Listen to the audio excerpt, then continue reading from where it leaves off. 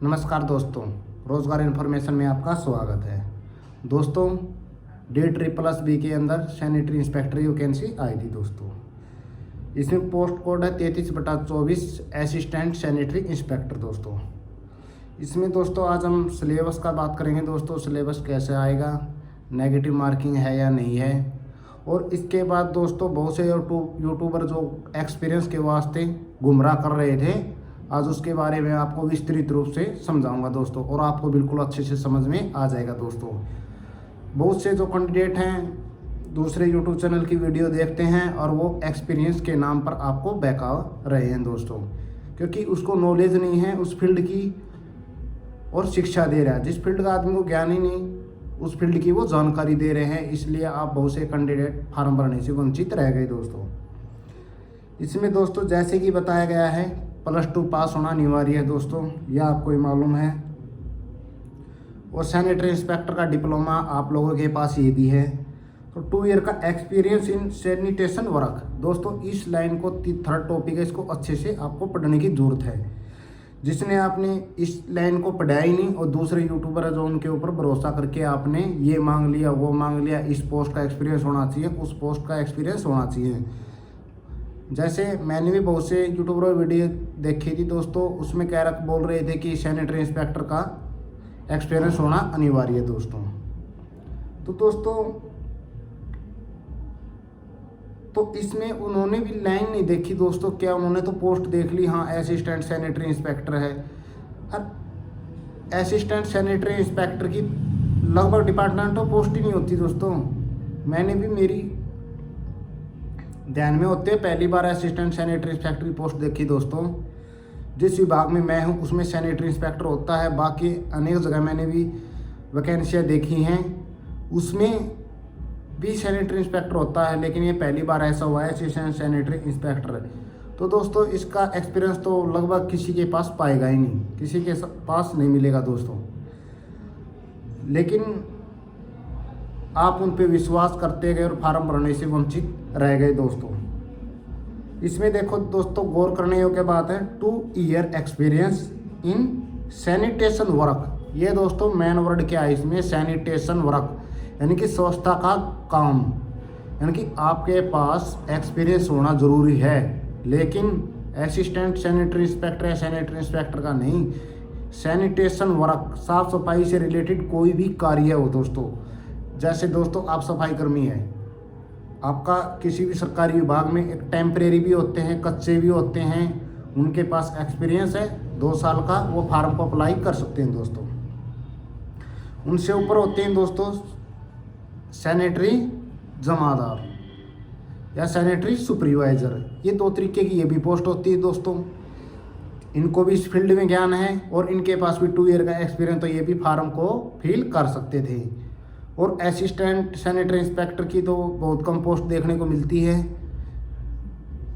ये एमसीडी में भी एमसीडी में ये दोस्तों, बाकी किसी भी डिपार्टमेंट में नहीं है। बहुत तरह के डिपार्टमेंट होते हैं दोस्तों, आप लोगों को पता ही नहीं। सैनिटरी इंस्पेक्टर बहुत जगह नौकरी करते हैं, लेकिन असिस्टेंट सैनिटरी इंस्पेक्टर की पोस्ट नहीं आती दोस्तों ज़्यादातर। लेकिन आप कोई भी सफाई कर्मचारी हो, सैनिटरी सुपरवाइज़र हो, ये भी फार्म को फिल कर सकते हैं दोस्तों। जैसे हॉस्पिटल में होती है दोस्तों आया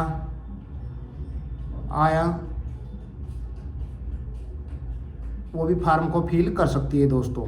यानी कि सैनिटेशन वर्क, इस पे ये आपने नोट नहीं की दोस्तों, 2 ईयर का एक्सपीरियंस इन सैनिटेशन वर्क। आप ये बात नोट कर लेते तो आपको फार्म भरने की प्रॉब्लम नहीं आती दोस्तों। इसके बाद दोस्तों ये आपका कॉन्सेप्ट बिल्कुल अच्छे तरीके से क्लियर हो चुका होगा कि आपका एक्सपीरियंस है किस पोस्ट पे आपका होना ज़रूरी था। तो आप सैनिटेशन वर्क से रिलेटेड जिसने भी फार्म में जो एक्सपीरियंस अपलोड किया है वो ठीक है दोस्तों। चाहे आप सफाई कर्मचारी से हो, चाहे आप आया से हो, और चाहे सैनिटरी सुपरवाइज़र से हो, कोई प्रॉब्लम नहीं है दोस्तों, आपका फार्म एक्सेप्ट होगा दोस्तों। इसके बाद दोस्तों हम बात करते हैं एग्ज़ाम पैटर्न की।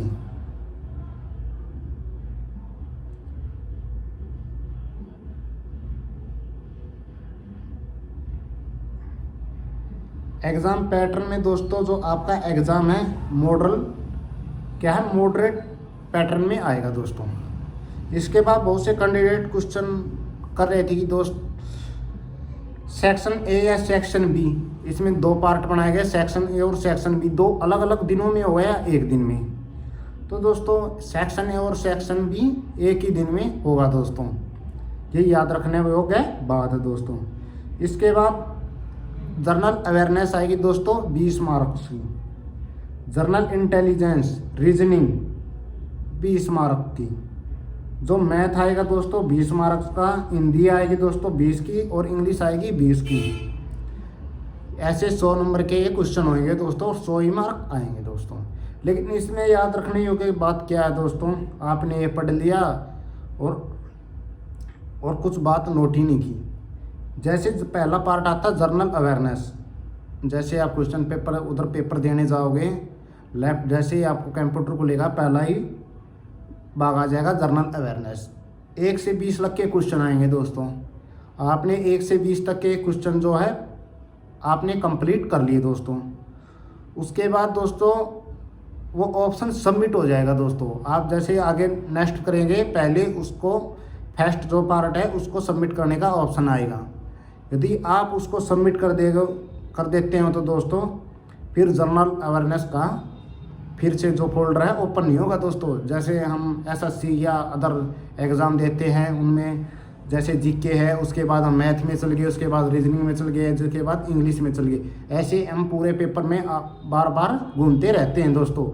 लेकिन DSSS के अंदर ऐसे नहीं होता दोस्तों। जैसे ही आपने एक पार्ट कंप्लीट कर दिया वो आपको सबमिट करना पड़ेगा और फिर दूसरे पार्ट में जाना पड़ेगा, फिर तीसरे में जाना पड़ेगा, फिर फोर्थ में जाना पड़ेगा। आप बैक का कोई ऑप्शन नहीं है दोस्तों, आप बैक नहीं जा सकते, ये याद रखने योग्य बातें हैं दोस्तों। इसके बाद दोस्तों आपका सेक्शन आएगा बी। तो दोस्तों सेक्शन बी में क्या है, पोस्ट रिलेटेड क्वेश्चन आएंगे दोस्तों 100 मार्क्स के। यदि आपने दोस्तों किसी यूनिवर्सिटी से या फिर किसी LSG all India local self government, India में बहुत जगह हैं दोस्तों, यदि उनसे आपने सैनिटरी इंस्पेक्टर का डिप्लोमा किया है तो वहाँ पे आपको पता ही होगा दोस्तों 5 प्रकार के सब्जेक्ट होते थे। सैनिटरी इंस्पेक्टर बुक 1, 2, 3, 4, 5 दोस्तों, ऐसे ही 5 आपके पास बुक होती थी दोस्तों। तो प्रत्येक बुक में से 20-20 नंबर के दोस्तों क्वेश्चन आएंगे। ऐसे हो जाता है 20, 5, 100, ऐसे 100 मार्क्स किए जाएंगे दोस्तों, 100 मार्क्स के वो। इसमें भी दोस्तों ऐसे ही है दोस्तों कि आप बैक नहीं जा सकते और पेपर एक ही टाइम होगा दोस्तों। ऐसे नहीं सेक्शन ए और सेक्शन बी अलग अलग दिनों में होंगे, सेक्शन ए और बी एक ही दिन होंगे, any time on the spot दोस्तों। लेकिन पेपर में जाने से पहले दोस्तों कुछ याद रखने योग्य बातें हैं जो मैंने बताई दोस्तों। आप ऑप्शन में बैक नहीं जा सकते और दोस्तों उधर आपको जैसे ही एग्ज़ाम की डेट आएगी आपको चप्पल पहन के जाना पड़ेगा दोस्तों, चप्पल। यदि जैसे आपने SSC का एग्ज़ाम दिया है या अनदर किसी भी कम्पिटिटिव एग्ज़ाम दिया है उसमें आप जूते में जाते हैं, कोई दिक्कत नहीं, प्रॉब्लम दोस्तों। और आप जैसे जूते पहनो, कोट पहनो, शर्ट पहनो, कुछ भी जरूरत नहीं है दोस्तों, आप जा सकते हो। लेकिन जो है DSSS का कुछ चीज़ें हैं दोस्तों, इम्पोर्टेंट इंस्ट्रक्शन होते हैं दोस्तों, उसमें आप फुल बाजू की शर्ट या टी-शर्ट नहीं पहन के जा सकते हैं, हाफ बाजू की चलेगी दोस्तों। कान में कुछ वगैरह वगैरह जैसे अन्य कम्पिटिटिव में होते हैं बेल्ट बोल्ट ये नहीं लेके जानी होती दोस्तों। उधर दोस्तों चप्पल अलाउड है, आप जूते पहन के गए तो वहाँ निकालने पड़ेंगे किसी की जिम्मेवारी पे, वरना वहाँ पे चप्पल अलाउड हैं। आप चप्पल पहन के जा सकते हैं या फिर आपको जूते बाहर निकालने पड़ेंगे और ऐसे ही आपको जाना पड़ेगा दोस्तों। ऐसे ही लेडीज़ है दोस्तों, उनको जो है सूट है उनका आप बाजू में होना चाहिए दोस्तों और पाँव में चप्पल होना अनिवार्य है दोस्तों। या फिर जूते हैं उनके पास फिर बिना चप्पलों के बिना जूतों के जाना पड़ेगा दोस्तों, ऐसे ही किसी की जिम्मेवारी पर रख कर दोस्तों।